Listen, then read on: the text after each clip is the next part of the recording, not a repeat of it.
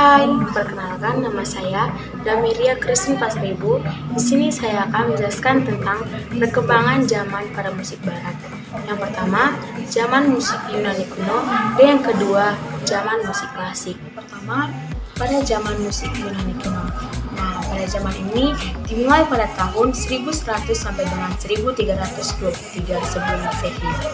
Pada zaman ini menghasilkan karya-karya cukup banyak dan monumental. Contoh karya-karya yang dibuat pada zaman ini yaitu Venus Mio, yang kedua Topeng Agamemnon, dan yang ketiga Mosaik Amphipolon. Pada zaman ini juga memiliki alat-alat musik yang terkenal yaitu lira, kithara, aulos, dan barbitos. Tokoh-tokoh yang berperan pada zaman Yunani kuno ini yaitu Pluto pada tahun 427 sampai dengan 247 sebelum Masehi, yang kedua Aristoteles pada tahun 382 sampai dengan 322 sebelum Masehi, dan yang ketiga Aristosemus pada tahun 350 sampai dengan 300 sebelum Masehi. Sifat-sifat maupun ciri-ciri pada zaman ini antara lain, yang pertama, hanya menggunakan satu suara ataupun monofonis, yang kedua, menggunakan interval, konsonan maupun disonan, dan yang ketiga, menggunakan melodi dan irama yang mendasar yang diatur lewat aturan-aturan praktik improvisasi.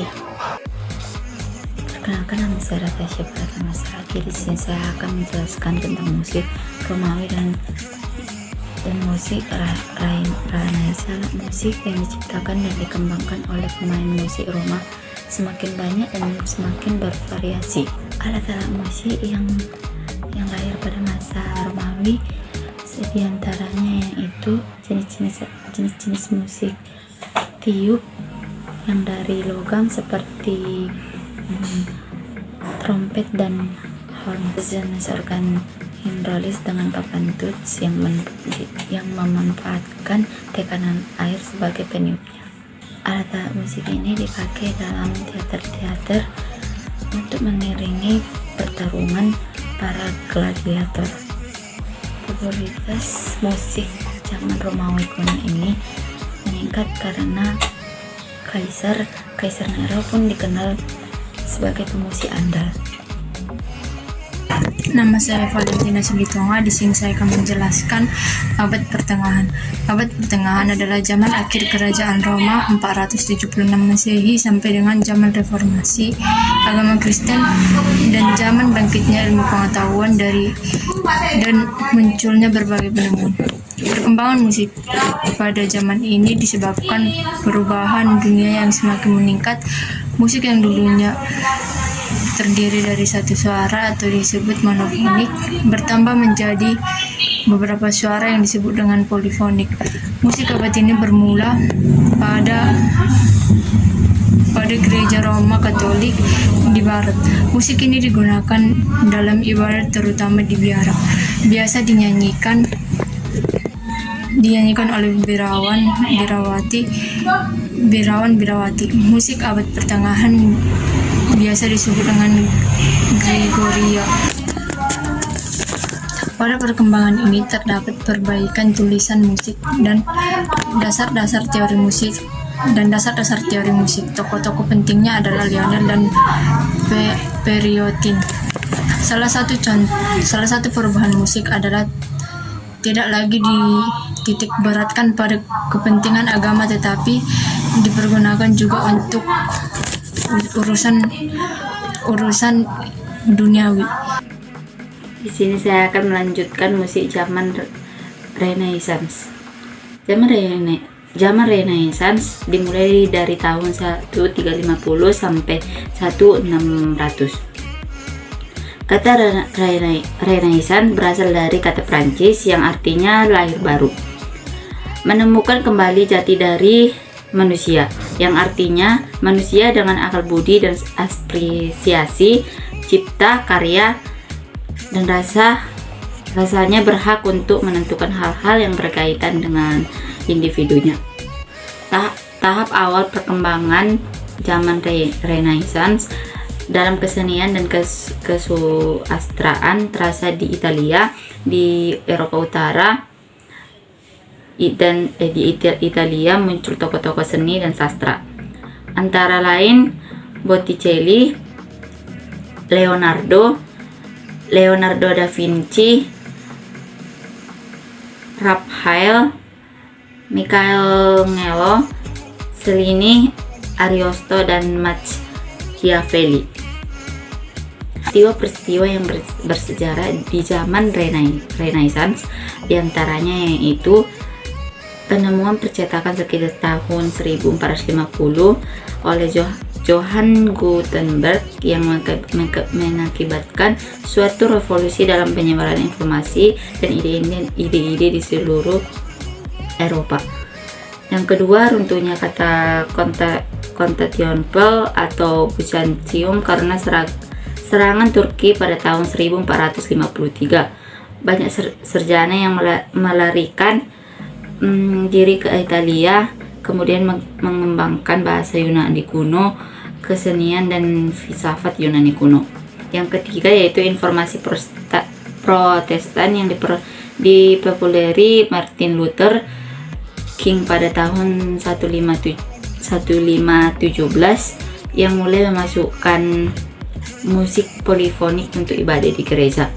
Perkembangan baru dalam musik selama masa Renaissance adalah perkembangan musik instrumental baik solo maupun ensemble. Dengan demikian musik dibebaskan dari ikatan kata-kata. Musik mulai berfungsi kembali sempurna dengan suatu arti tersendiri.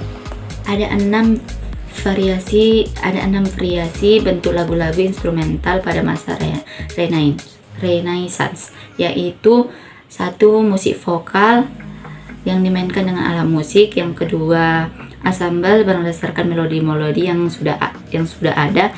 Yang ketiga yaitu bentuk variasi dengan penambahan nada-nada hias untuk mengiringi tarian.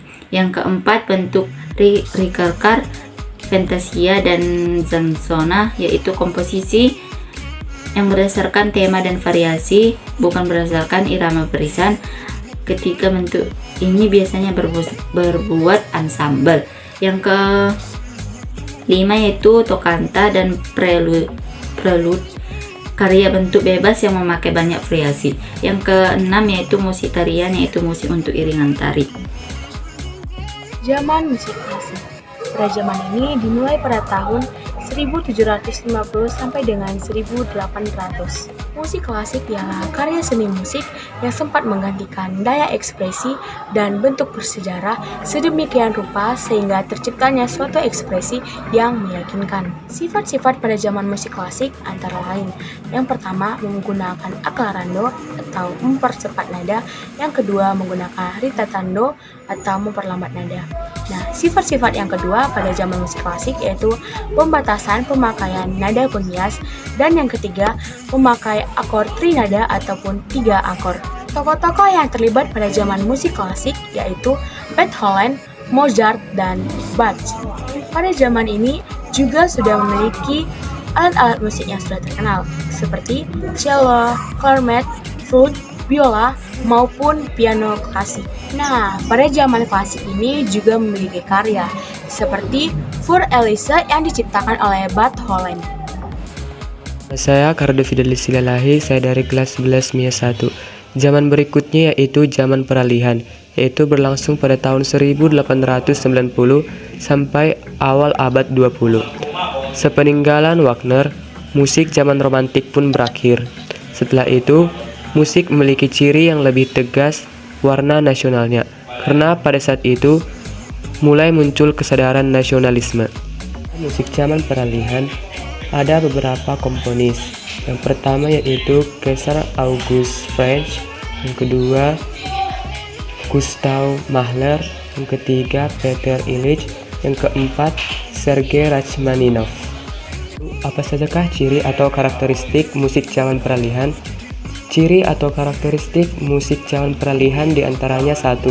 Menggunakan peralihan dinamik dari lembut ke keras atau disebut dengan crescendo, dan dari keras menjadi lembut atau disebut dengan decrescendo. Yang kedua yaitu perubahan-perubahan tempo dengan percepatan atau disebut dengan accelerando, dan perlambatan atau disebut dengan retardando. Yang ketiga yaitu hiasan atau ornamentik diperhemat pemakaiannya. Yang ketiga itu pemakaian akord 3 nada. Instrumen dalam musik zaman peralihan juga lebih lengkap daripada musik zaman sebelumnya. Alat musik yang digunakan pada zaman peralihan terus digunakan hingga saat ini. Namun, klasifikasi pada musik zaman peralihan belum ada hal yang signifikan dalam pengelompokan genre atau jenis sebuah lagu. Berikutnya yaitu musik abad modern, berlangsung pada tahun 1900 sampai dengan sekarang. Musik abad modern diawali perubahan karakteristik musik zaman peralihan dan juga dikarenakan adanya revolusi industri yang menciptakan alat musik yang lebih modern dan berbasis elektrik. Lalu, apa itu musik abad modern? Musik abad modern adalah musik yang telah mendapatkan sentuhan teknologi baik dari segi instrumen maupun penyajiannya. Musik abad modern juga bersifat universal atau menyeluruh. Komponis masyhur pada abad musik modern diantaranya yaitu 1. Richard Strauss, 2. Arnold Schoenberg, 3. Bela Bartok, 4. Igor Stravinsky. Ciri yang paling penting dalam gerakan musik modern adalah sikap emansipatif, yaitu sikap yang ingin bebas dari segala belenggu aturan yang mengekang kebebasan berekspresi. Sehingga pada abad musik modern tercipta beberapa jenis atau genre musik atau lagu seperti jazz, pop, rock, R&B, blues. Pun karakteristik dari musik modern yaitu adanya ritme, harmoni, melodi, dan ekspresi. Contoh alat musik modern seperti biola, saksofon, piano, dan lain sebagainya. Apakah tujuan dari musik modern? Tujuan dari musik modern adalah menghibur orang-orang yang mendengarkannya. Hingga kini, musik telah berkembang lebih jauh yang tidak lagi mengenal batas negara.